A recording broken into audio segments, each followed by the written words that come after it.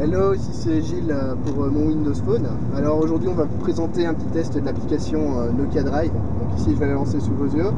Bon, en fait normalement il faut une connexion de données pour pouvoir définir sa destination. Seulement nous on a un HTC Titan à bord et donc le HTC Titan permet de partager sa connexion internet et on est connecté en 3G via le HTC Titan en fait. Donc on va ici définir une destination pour commencer. Donc on va aller à Tournai en Belgique. Voilà, il a trouvé l'itinéraire. On définit l'itinéraire et c'est parti.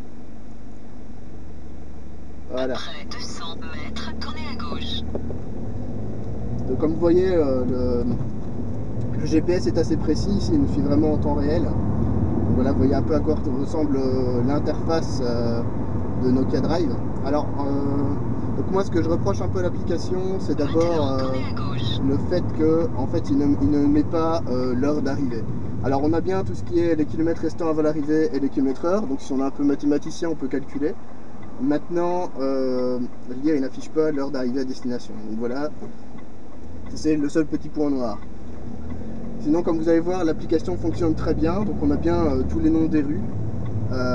Avec par exemple ici N7, N530, vous voyez sur la grande route. Il nous donne des informations assez souvent.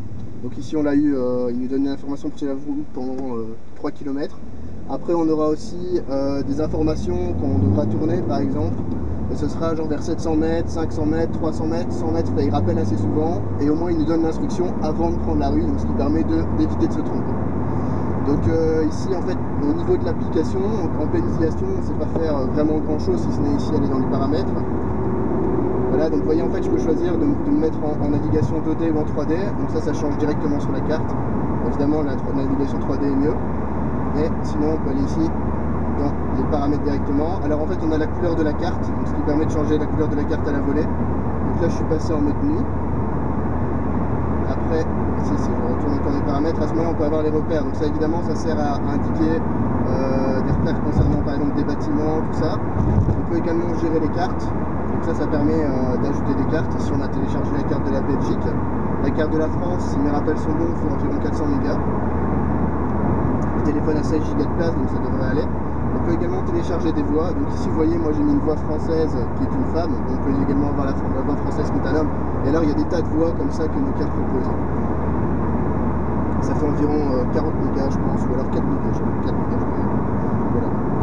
Voilà, donc on peut également gérer tout ce qui est unité, tout ce qui est mètres, kilomètres. Alors nous ici on peut choisir entre les impériales de la Grande-Bretagne et les impériales des US.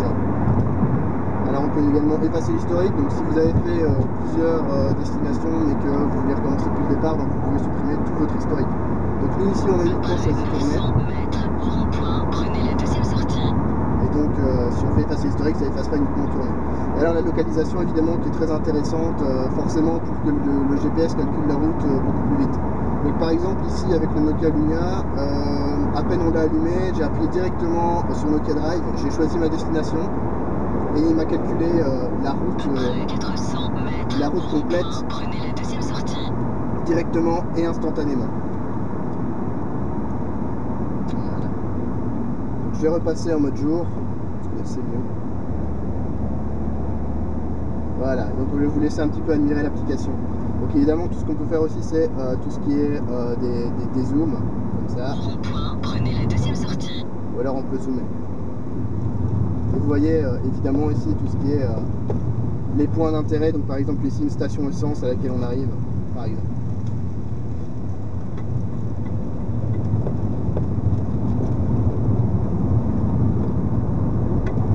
Donc vous voyez en fait l'application connaît bien le nom des rues, mais en fait ne vous dira jamais le nom des rues, en tout cas pas pour l'instant, je ne pense pas que ce soit encore prévu.